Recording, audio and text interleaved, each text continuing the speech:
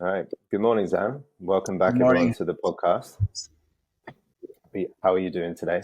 Before we I'm dive in. doing, I'm doing good. Great. Technical Um, troubles, I got to figure it out. yeah, I have environmental troubles. So we left Bali. There's construction happening everywhere, famously, in these tropical paradises become concrete jungles. And I think we have the one Airbnb in Paris where there is construction work right across the road. So they start about 8:30 every morning. You might hear that through the line. All right. Um, I've got a whole bunch of themes that are surfacing in my conversations with Amirati and coaching clients that I'd like to touch on. And let's see how we go about this. But I think the one starting assertion that I could make, and this is something you'll commonly hear out there, is that abundance with women, which is the name of our series here, you having abundance with women or feeling abundance with women is contingent on your relationship to yourself or the place you stand within your own self. Yes. So I just want to pause here to see if you accept that assertion, because in my mind, there's all the stories of men who had a terrible relationship with themselves, but their whole lives were like a carousel of women who threw themselves out there, despite their kind of relative brokenness within themselves. But generally speaking, this seems like a healthy assertion that stands up. Your felt abundance with women is strongly correlated to the way in which you stand within your own self. Yeah, I think 100% think so. And, this entire generation of us, last 40, 50 years, has all been about self-improvement, self-help, and self-development. And really, we have the luxury of that because we have a comfortable society. We don't have to like hoe the field all day and just to subsist. And so we have the comfort of working on ourselves, or the ability to work on ourselves, which is a two-edged sword, I think, in that all of our conversations or with ourselves are inwardly driven. We're navel gazing. We're trying to look inward, where we never had this luxury necessarily before, where we had to look outward, to others and to community and to home and to family and stuff. And now it's all about, let's look in and guard my rights. And what about me and my needs? What about me and my needs? And self-actualization, which is a luxury we never had before. I'm not saying it's a bad thing, because everybody from Freud to Jung to Eric Fromm, they recognize the idea that self-actualization is one of the basic needs of fulfillment, basically. I think where it goes pathological is when it becomes this obsession, and we only see ourselves and we demand only us be seen by others. And which is what modern relationships are predicated on. Where are we going to be in 5 years? What am I to you? It's transactional. I just listened to a podcast yesterday, and the whole idea was that this modern age, all our relationships are transactional. I'm going to do this for you as a man, but what are you going to do for me as a woman? It's like, I'm not saying it's just what it is. So I kind of veered off on a tangent here, Jordan, but I think that your original premise of how you started this was that if you don't have a good relationship with yourself, you can't have a good relationship with the world, including women. So I think that's the essence of what you said, and I wandered off into rabbit trail. But I mean, it's interesting that you couch this in where we are as a society in this particular moment in time, and that the things that we see all around us are dependent on larger cultural forces that might not have existed before, or if they did, they might have existed millennia ago in different cycles. Right. But one of them I'm hearing is the nature of the internet and the way technology is taking care of so many of our broader survival needs. Even people from relatively low or lower middle classes now get access to what the aristocracy would have had before, which is almost this kind of Woody Allen character level, hyper neurotic. Wow, I can think about myself all day long because I don't have some physical, tangible purpose that I'm constrained to. That's right. And also, the more that microfinancialization is a word that I came across a few years ago, just as crypto was coming out, and then people could get paid a percentage, or you could have a fractional ownership of some asset that you built a few years ago. And it starts to pave the way where it's like, well, everything I do actually can be recompensated in a financial economy. So I think that also shapes the psyche to expect such things. Yeah, society everything's changed, and people are decrying it. Smartphones and all this kind of stuff. I'm of the mind it's changed. Let's live with it. Let's look at it as a change for the better or for the worse. Who knows? In some ways, both, I guess. So, like we talked about this before. We don't own anything anymore. We have access to things. We don't own our movie collection or our music collection. We have access to it. We pay for access to things. We don't even own our software anymore. We have access to it. We don't even own our money in the bank. It's not our money. Once you put $10,000 in the bank, I just saw a video clip of a guy trying to take out 2,500 pounds, and they wouldn't give it to him.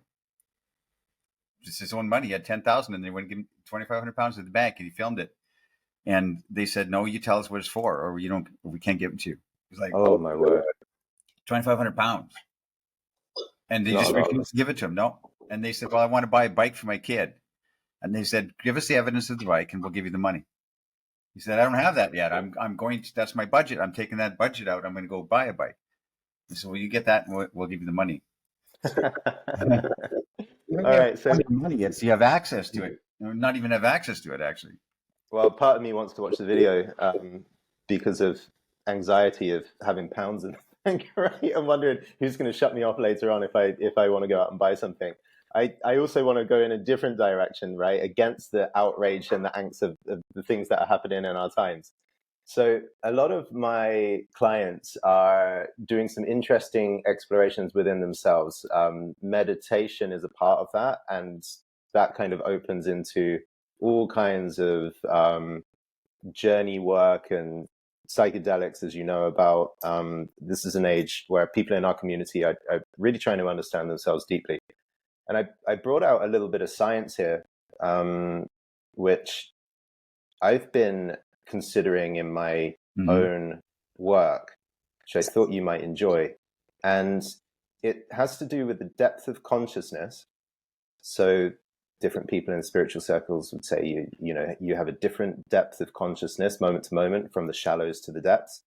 But there is some scientific research on brain waves, or what is the scope of activity actually in the brain that constitutes to you having a deeper state or a more superficial state.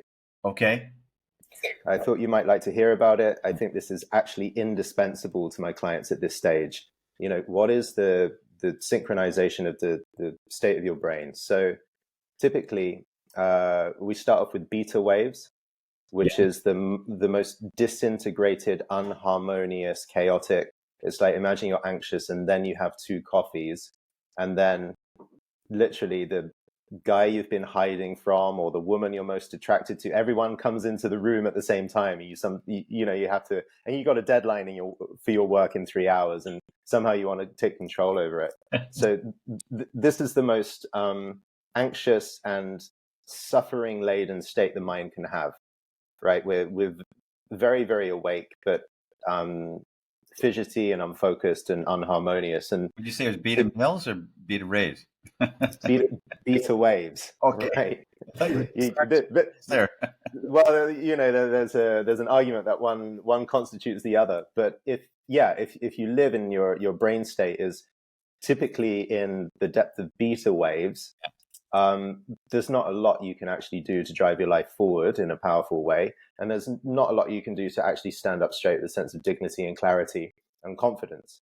Because I actually watched a little short video that you made, don't know how long ago. You're talking about bees around a man's head, right? Mm-hmm. When you have, let's say you have a saboteur, and every time you want to do the thing that scares you, the saboteur pops up. Who are you to do this? Or you remember what happened last time, all these thoughts. Well, if a man has 4 or 5 different saboteurs that are, say, slightly different things in a slightly different cadence, or 2 saboteurs argue with the other, you've got the epitome there of the split mind.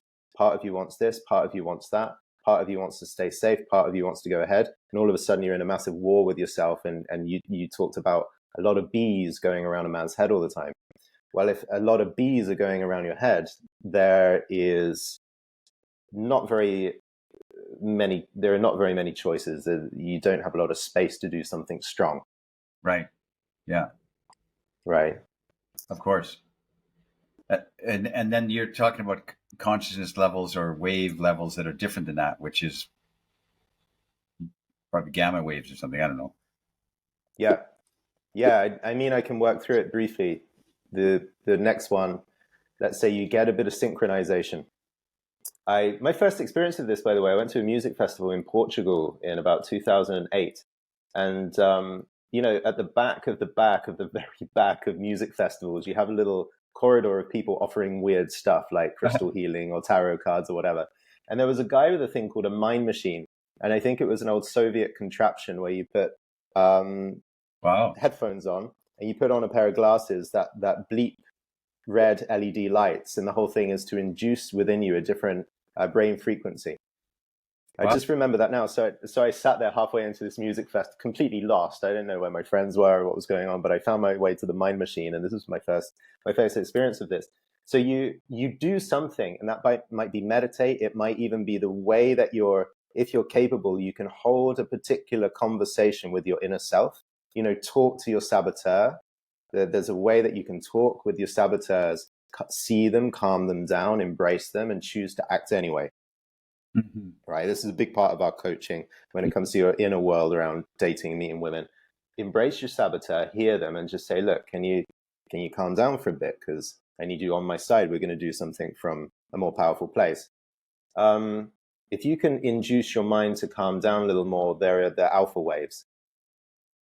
And this is still in the sense of normal, kind of material, ordinary, rational consensus reality.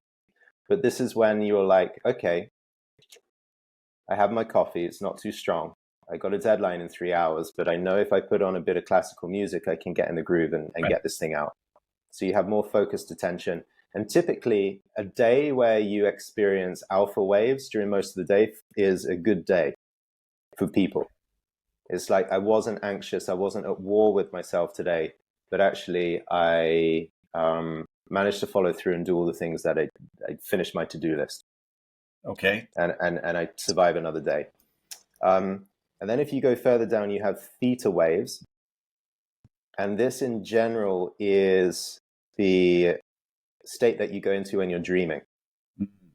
So this is no longer a waking consensus material reality. It's a irrational, non-ordinary state.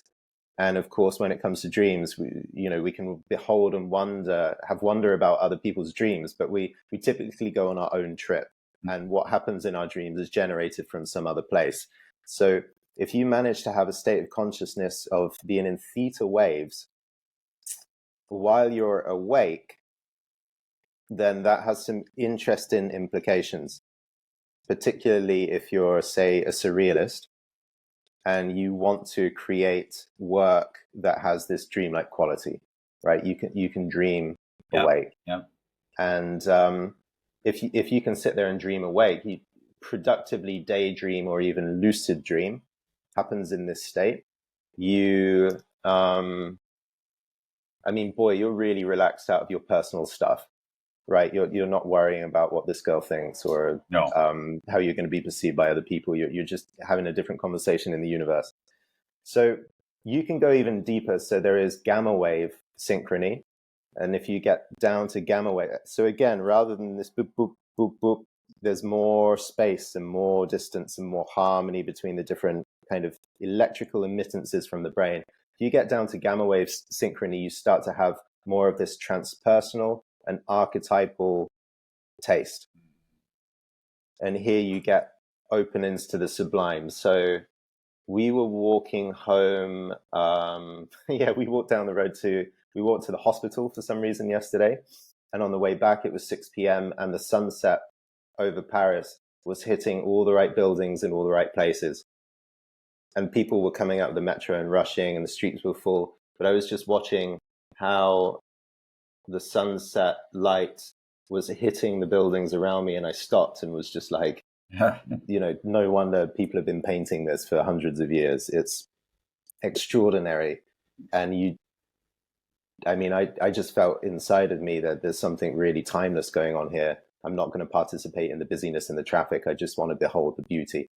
So seeing that light, I think for me was an invitation for my own brainwaves to slow down. And perhaps this is what good art or beauty in nature or beauty in anything will do to us. It's an invitation. If I look at my to-do list, my brain will speed up and disorganize itself. If I look at the beautiful thing, all of a sudden my mind can really slow down into something quite blissful. So this is gamma wave synchrony, and then the deepest brain waves, this is the fifth level down, is delta. And if you get into delta brain waves, and even double delta, I've heard that there is double delta brain synchrony. If you're down there, you have the enlightened mind of the sages and the gurus who would be sitting in that absolute transcendent realm. And there is actually basically zero perturbation of the waves in the mind. It's held in a virtual stasis. So you're radically free of suffering, free of ego. Your to-do list is a silly illusion that you just kind of laugh at. I'm radically free. Why would I worry about these things? So this caught my interest for a couple of reasons. One, because when we say, what is your relationship with yourself and where do you stand in yourself? Well, your brainwave activity is an interesting way to measure that. And then the other thing, maybe we'll keep this for a bit later on, but the other thing related to this is, in my experience, I know for sure in your experience, some of my clients are finding out, well, the deeper they go in their own inner coherence and their meditation, the more interesting things they discover when it comes to attraction and women. And the physicist David Bohm, I think this comes from David Bohm, he talked about spooky action at a distance. Maybe this was even Einstein, that spooky action at a distance. That was Bohr, Niels Bohr, but maybe I'm not. Okay. There's something happening within the consciousness, right? There's something happens within the consciousness of one person that interlinks with something moving in another person. And all of a sudden you have, and you've called this, you've talked about this before. This spooky action at a distance doesn't happen in the experience of a man who's overthinking, who's stuck in his beta or alpha waves. It happens when you're a bit more relaxed and totally at ease with a situation. It's almost as if the physics of your consciousness, which is now deeper and more coherent, is able to affect things in the world in a much more interesting way. I.e., your presence is vaster and people vibrate more because they feel some kind of coherent brainwave, electromagnetic output that you're now capable to give. Yeah, that's interesting. If everything is, I think some physicists are saying now that everything's a wave. Everything's a probability. Everything's a wave. Everything's a field. So even matter is emergent from a field, from a wave, which is, what you're talking about, your delta waves, etc. And that spooky action at distance, quantum entanglement, is an emergent property of a field, a wave. So, which I don't quite understand, but. So, I've introduced this as a way to understand what is the inner world or the inner reality of a man like, and coming from this question, where do we stand in relationship to our own self? How does this land in your experience? What immediate thoughts come up? I think I'm pondering this these days. This idea, when we have the leisure time to ponder our existence, which we're doing for the beginning of consciousness, I think, pondering our existence. The science behind it, the physics behind it, I don't quite understand, but certainly, like the things you're talking about, these waves, this idea of these waves, for certain, there's a physics component that I don't understand, but I know it's real because you can feel something across the distance. When I put it in practical terms, the simplicity of a man's attraction to a woman who's over there. I'm standing with Jordan over here, and she's standing with her friends over there, and I catch her eye, and something is exchanged, some communicated exchange of photons or something, and there's an entanglement that I think is real, and when we're shutting all that off and we're not communicating. Subcommunication is it's an entire chapter in my book. The idea of subcommunication is the eighth wonder of the world, as I always say. And maybe somebody that's more aware of this type of scientific side of things can describe it better than I can, or a psychologist maybe. But there's something very real and something very calm when you have when you've taken stock of your life and tried to understand who you are standing on this earth, which is what we do in our Amrati ritual, which is to pause every day and consider who we are at this year, 2025, at this age, at this location I'm at this pinpointed moment in space-time that I happen to be pinpointed on, like pin the tail on the donkey. What am I going to manifest going forth? What am I going to create going forth into the future of space-time? What location am I going to move to in the future of space-time? And maybe there is no, maybe time's an illusion and everything's happening all at once. I get it. But I don't know. I mean, it goes back to what we talked about at the very beginning, which is self-actualization, which is a very important thing. If we just exist, and we don't consider our lives, then we're not on a spiritual bent, I guess you could say. And if we are only that, which our luxurious world allows us to do nowadays, then you're not practically good for anything. Something like that. I might come back to your last comments in a moment, but you mentioned subcommunication. I can imagine if we slapped on an EEG to you, let's say when you're out in a bar and it's reading all of your brain waves and the activity going on inside you, and then we slapped on the same measuring system device onto one of your students, we would notice what is the general brain activity happening within you, or the state of coherence, or the state of consciousness that you're in. And we'll be able to read what over the 60 years of your life you've cultivated as your general depth of gravity and your kind of average that you experience during the day, and how that correlates to your well-being and the meaning that you derive from things now. And then we would look at the student and find exactly the kind of coherence, or what is the level of, because I think this has to do with quality of life. If you live most of your days in this rapid beta wave state, then there's a poor quality of mind and a poor quality of life. But then interestingly, you have you and you have the man next to you, and you're both being measured, and you both have your starting kind of center of mental activity. And then a beautiful woman walks into the room, and what I'm imagining is actually a beautiful woman comes into the room, and as you cast your eyes on her, I imagine actually your brain waves relax and deepen somehow, that she becomes a cohering force within your awareness. Whereas what we clearly see in a lot of men, a beautiful woman walks into the room and then many things in his body seize up, and his state of brain activity disorganizes and becomes less coherent.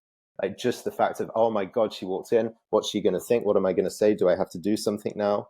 Once that gets triggered, boom, he goes up into a shallower depth, so to speak. I think familiarity is the difference, because let me try and explain that. The reason that this younger man, for instance, beside me would freeze up is because an unknown just entered the room, an unknown element. He's not familiar with it, and he's not sure what's going on, what he should do, And since I dedicated my life to trying to understand this unknown of women, and I've done nothing but study it, and I've been preaching it for 25 years, and consuming everything I can. I have a familiarity when she walks into the room, so I kind of get it. I already seen her before, which sounds trite, but I've been there before. And so something in me knows, okay, here we go. Potentiality, which is my word I made up.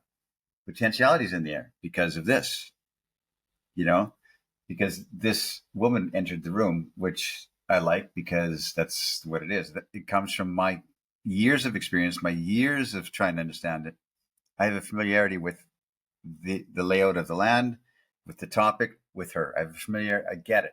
I see who she is. I've seen her before, which really sounds trite. Which sounds very dismissive, and I don't mean it that way. Where this young guy beside me, it's an unknown, man. There's everything is uncharted territory. The rules of engagement have been subverted in this modern age, and he's a product of that. So he's really wallowing, and at the edge of his map, there be dragons, So, so I imagine that wave consciousness that you're talking about would be a reflection of the level of familiarity of the situation, which elicits a calmness, which is, I've been there before. Yeah, it might not work out, but I've been there before. I know I know what. I know that I'm still intact. If I go up and say, "Hey, what's your name? I'd like to talk to you," and she said, "I'm not interested. Leave me alone." That doesn't impact me. Like, it wouldn't impact me. There's nothing that she could say to me that would impact me. I would just walk back to that young man and say, it didn't work. I tried. I talked to her. Whereas he would be massively impacted because of the unknownness of it, I guess.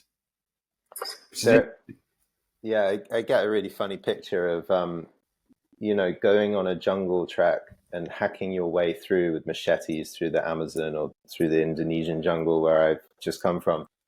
And you have a trail of gringos, basically, wearing thousands and thousands of dollars worth of high-tech jungle trekking gear with a compass, with the digital communication system. Everything is sunproof and waterproof and sting-proof and venom-proof and everything. And they're walking through in this really trudging, clunky way, trying to understand everything. And you've got this local guide, and he doesn't even wear shoes, and he's got no equipment, and he's got a $2 t-shirt on, and even his own flip-flops he doesn't wear because it's just easier to go barefoot. And he's laughing and picking up snakes with his hand, like, look at this one, it's poisonous, guys. And he's just got it in the right place. Like the depth of ease, because of the synchrony of him in the natural environment, is astonishing when you compare it to the kind of gringo vacationer who really wants to get in the spirit of things, but is so from outside of that world, even with their thousands of dollars spent on equipment. I guess there's a couple of questions that come out of this. One is, there must have been a time in your past where you would go out, being with women would put you in this anxious beta wave state. And then bit by bit, you'd be like, wow, actually, I can relax. And even my creative imagination now starts to roam, and I'm thinking things that are creative in the moment with her. Or you even slip into this theta wave thing of, wow, this is a sublime beauty, and I'm just arrested, and there's no thought at all.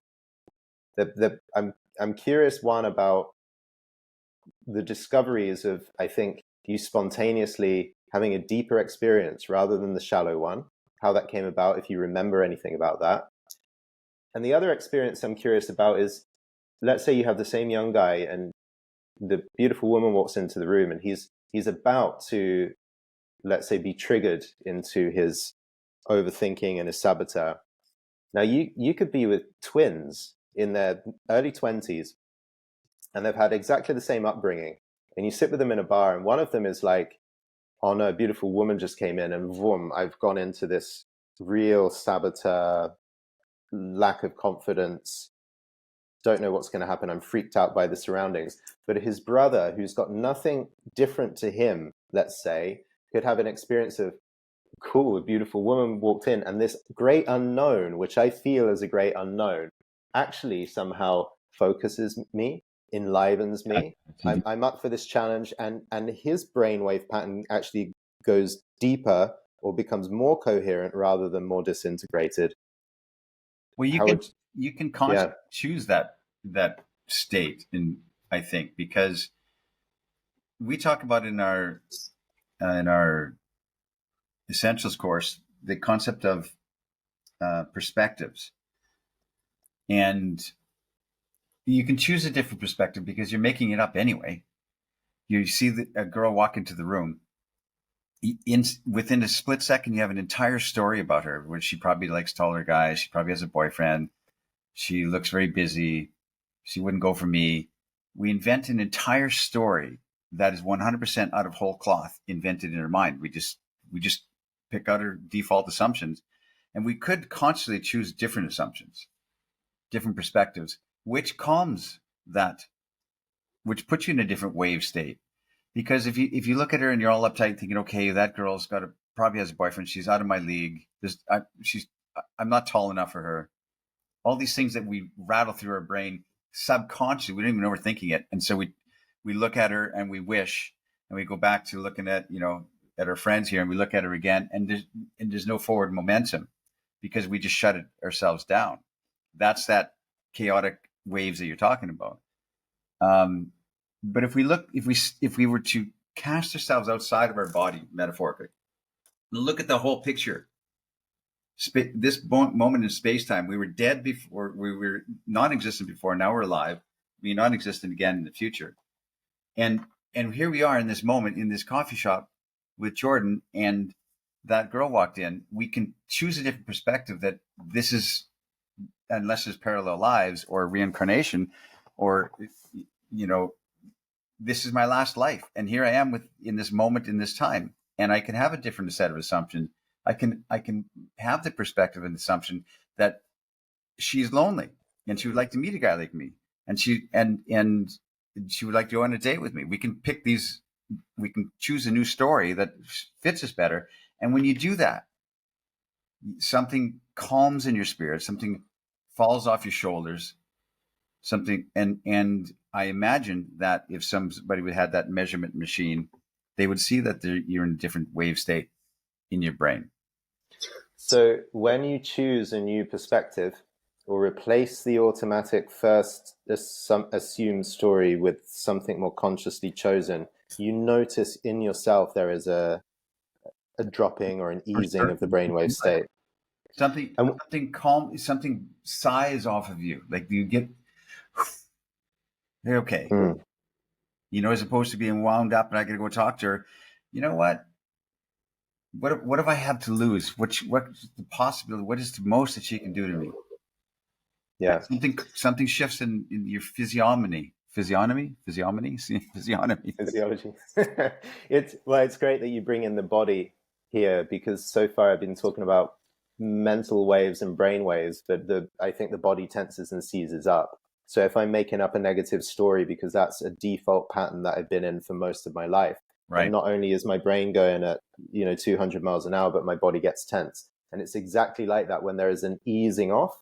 Even sitting in meditation, sometimes I can be like, oh wow, my whole brain just eased off, and there is a sigh and a release, and the muscular tension throughout the body can drop. So Yes. the two come in tandem. I'm curious, in your process of having a less empowering story and then having a more empowering story, is there like a rational discussion between these two different story makers within you? Does one have to argue the other? Are you having an inner philosophical debate, or is it something else? Well, I think that the way I've constructed my thought process is I always try and imagine, does this serve me in any way? What does it serve? Does it serve me to think this way, or if I choose a different way of thinking, does that serve me better for my stated aims? My goal in life is to have more abundance, to have a calmer time, to have an adventure in my life, to have art and beauty as an experience that I'm experiencing. And in that stated goal that I have in the back of my mind, that I reaffirm to myself every morning in my contemplative state, I want to have this type of life. What does it serve me to think that she's going to reject me, or does it serve me to think that she's going to accept me? And I could be completely wrong in these assumptions. It doesn't matter. It's an invented assumption, but Mm. something changes in my spirit if I choose this better way of thinking that serves me better. Then I can. When I walk up to her, I am physically different. Something is emitting off me in a different way because I've chosen a different perspective, and she can feel it, and you can feel it, and the whole world can feel it.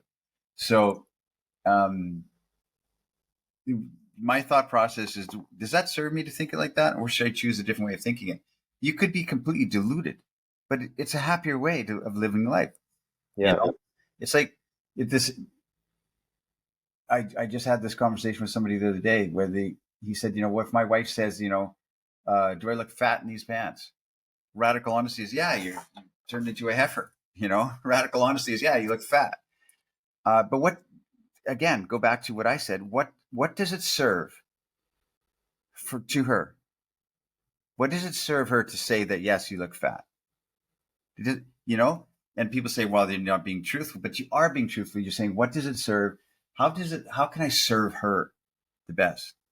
Whether that's, I know it's a tangent, but it's kind of my thought process is, how does this serve for the purposes that I want in life? I want to have a great, loving relationship with my wife. I'm not going to lie to her, but I'm also going, what does it serve for her spirit and for her future excitement in life?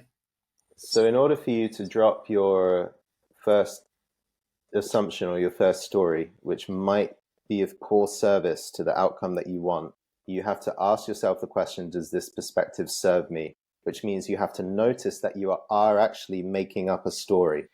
So you're not, when you do that, you become aware, you're not captured by this automatic unconscious That's story again, but you're like, oh, wow, there is a story, is already in high gear. These horses are running fast in my mind. What does this serve me? You have to step out of the story first. By asking that question, you have to be a witness actually to your saboteur thinking rather than captured by the saboteur thinking. So yeah. there's already a coming apart from automatic story making and Zan, the chooser within these perspectives. If you are consciously trying to create a life, in other words, you're doing what I advise, which is to do this contemplative ritual every morning, to consider who you are. That's it. Just think about your life and this age you are, what you want in life. And then then you go about your day. You say, I know what I want. I want to have this life that is an artistic expression of how I feel. And I want it to have this sense of abundance and all these things that you contemplate that morning. What the what the spiritual type of people out there would say, oh, put your intention into the universe and the universe will deliver. Okay. Mm-hmm. So you put your intention in the universe, and then you go to a coffee shop with Jordan later in the day, and a girl walks in. Is that not what you asked for? Is that not is that not what you try to, did the universe not deliver that to you? Or you pray to God for blessings in life and have a good life, and to meet somebody in your life. People pray to God for this, which is the same thing, but the spiritualists can't say God, so they say universe. So you pray to God, and a woman walks into the space of your life, which you've never seen before. Is that not what you prayed for? That's how I kind of see it. Is like, or it may not align with, it may not add up to anything. She might be completely, mean to you and like tell you to leave me alone. I'm talking to my boyfriend on the phone. Whatever. But you have to assume that things are created, that are set up for you, because you have eyes that are seeking eyes now, because you had a contemplative moment this morning. Your perspective in life shifts from that morning on, because you recentered yourself. You saved the game of your life at that moment. So you walk up to a girl and she rejects you. You can go back to the saved game of the morning. At least I have that. You can start. You lost the boss fight, but you can go back to the save point. So it's a different way of putting yourself into the world, new eyes, new perspective, a more calmer energy, and a more calmer wave state, as you described it.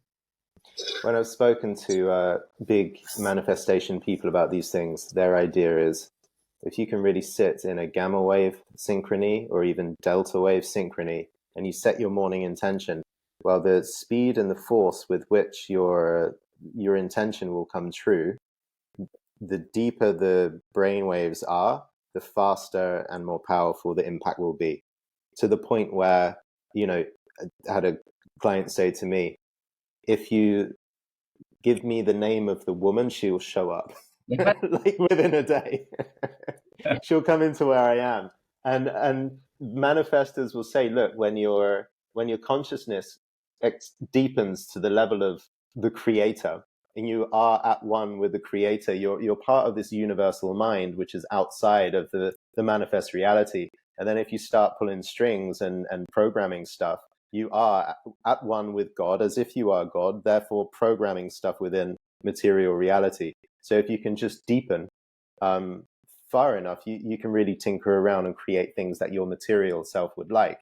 The problem, of course, is be careful of what you wish for, because when it does come true, it might come so forceful that it shows up all your own shadows and addictions and blind spots, and it ends up being a trying experience. In the more, so that's like the power of a daily ritual. When you do your Amorati list, actually, you sit there for 15, 20 minutes. That's a possibility where you might go into a deep gamma wave state and be like, you know what, I'm going to program my life with stuff right now.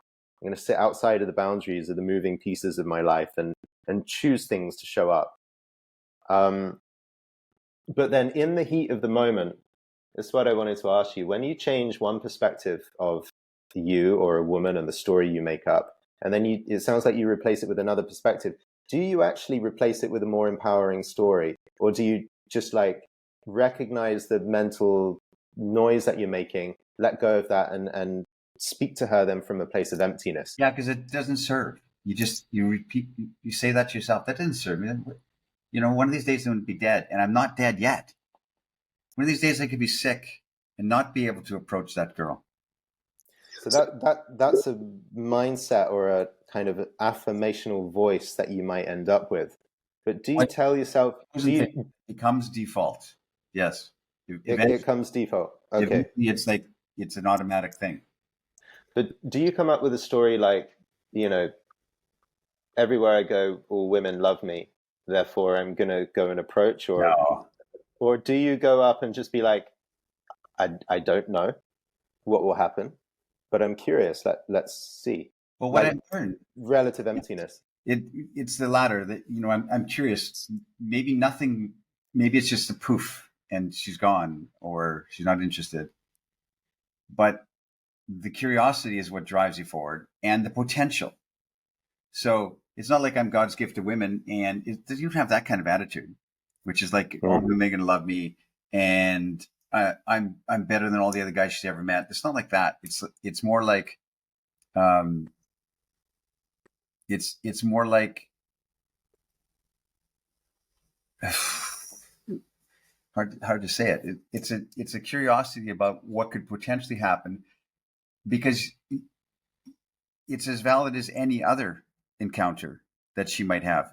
You're as valid as another guy that might come up and say, "Hey, what's your name?" You're as valid. You're not this superior being that every woman's going to fall at their feet, and when it doesn't materialize, you ignore it, or you subconsciously try and get back into state. Guys do that. Yeah. They go like this, they get back into state. Your state is just, I don't know what's going to happen, but she's cute, and one of these days, I won't have the ability to approach a pretty girl like that, but I do now. I do now. That's pretty cool, and I'm drawn to her, and I'm nervous.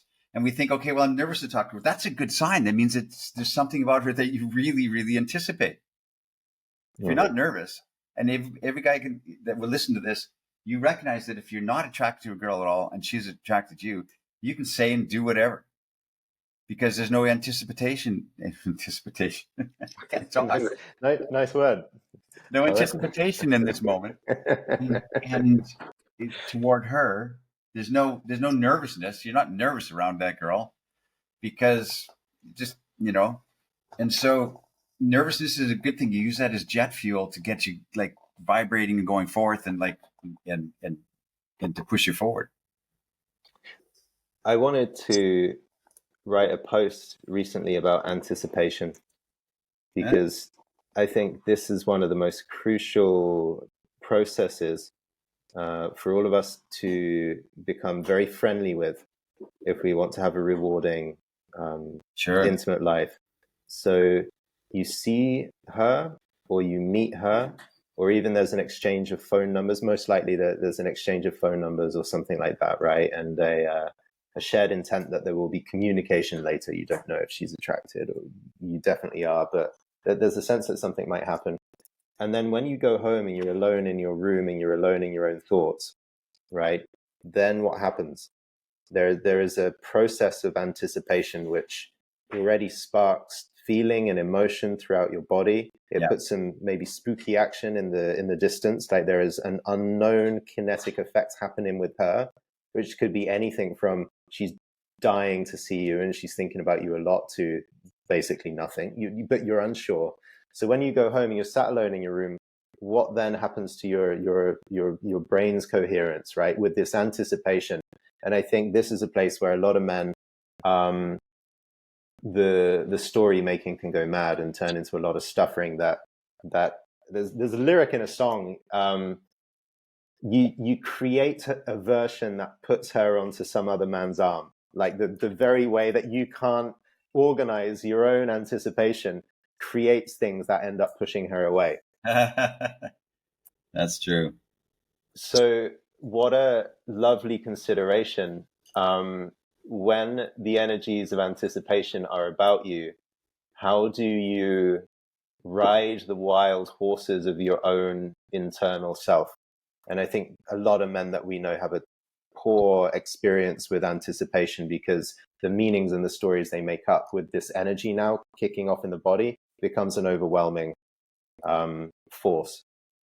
And I sense that that you've reached a level of inner coherence or maturity or letting go or self-love and self-acceptance once you can really allow anticipation to happen inside of you, and you just feel the pure energy for what it is. Oh my God, I'm uncertain. I don't know what is going to happen. I'd love this to work out. I don't know. I'm alive, but I can actually live with this massive swathe of uncertainty that's now running through me, and have a positive relationship to anticipation. What a better way of moving through life. It makes you lighter in your loafers. You float a bit more in life. That's To be cool. filled with anticipation for one or various things. Yeah. Curiosity, Yeah. the future. Yeah. Perfect. And what a tricky thing that, depending on how you work with your own psychology through this, an influx of anticipation could be the worst thing that creates suffering, or it also could be the best thing that actually makes you feel that life is moving and full of excitement. It's the same, just depending on how you can actually ride it. Yeah. Mhm.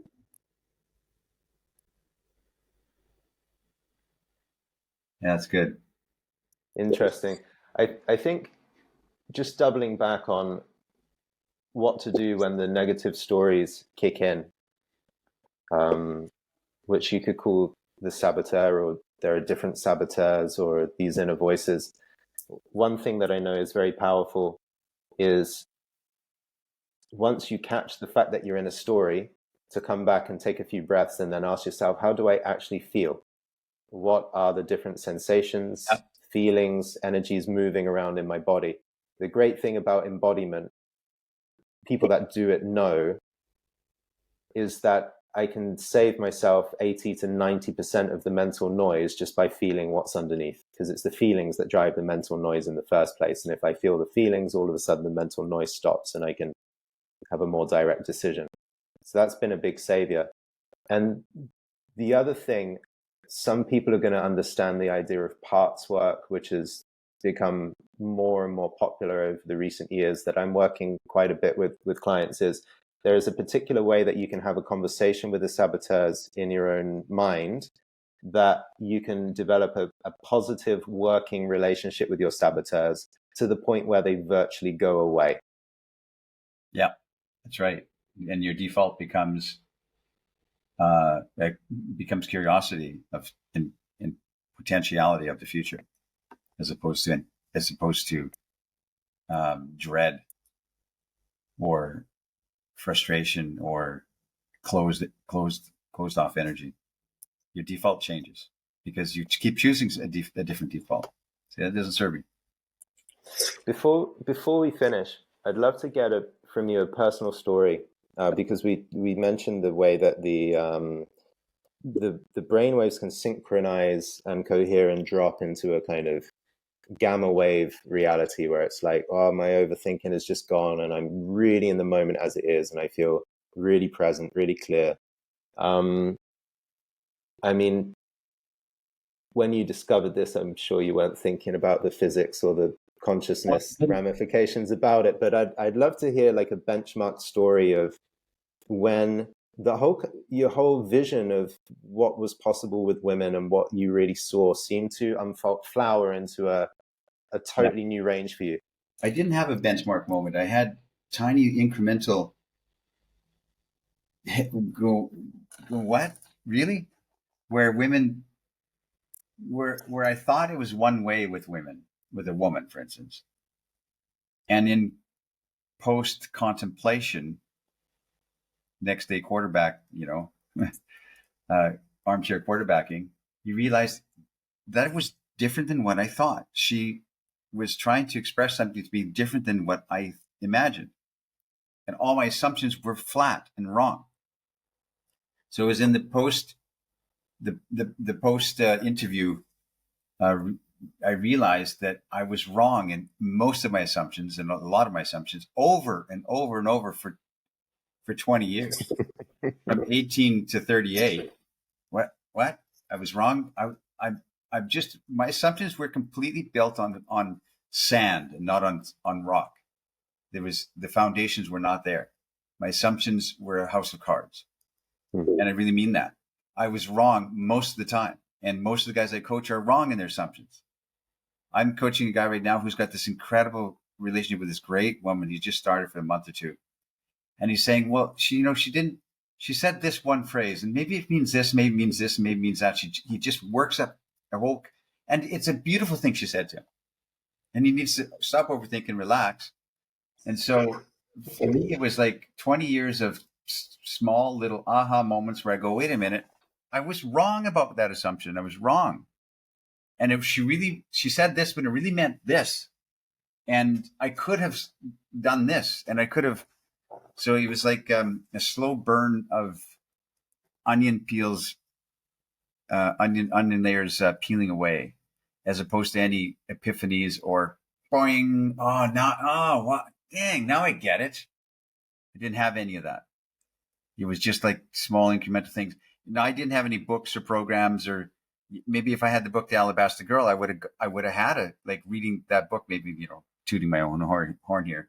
Maybe I would have had it like, wow, a whole perspective shift and et cetera, et cetera. But I didn't. I had to pick at it like a scab. My assumptions, I had to pick at it and slowly it unfolded, and so I didn't have any benchmark moments. I love the stories that I commonly hear of guys that pick up a practice. Maybe they come out of a coaching session or a retreat or a long meditation retreat, and then they go into a music festival, let's say, and they're like, wow, this never happened to me before. But I had 3 women basically approach me and rub themselves on me and ask for my contact details and things like that. I felt like I was a loser in love, but now my consciousness is altered and these spooky things start to happen to me. Right. It's quite interesting to hear that kind of thing. Hey, Jordan. All right. Thanks, Inzan. Yeah, we'll catch you next week. I'm sure there's going to be a lot of questions to this, particularly with the science and then the manifestation stuff and then the working with the saboteurs. I think we've been hitting on some of the most popular themes that men have been really wrestling with. That's right. Especially during the early phases of their membership with us. So if you have questions or there's more that you would like us to discuss, stick your comments below and we'll consider them for an upcoming podcast. Great. Thanks, Jordan. All right. And links to our membership, if you would like to join us, and our community will be scattered around the show notes for this episode. All right. Thank you, everyone. Thanks, Anne.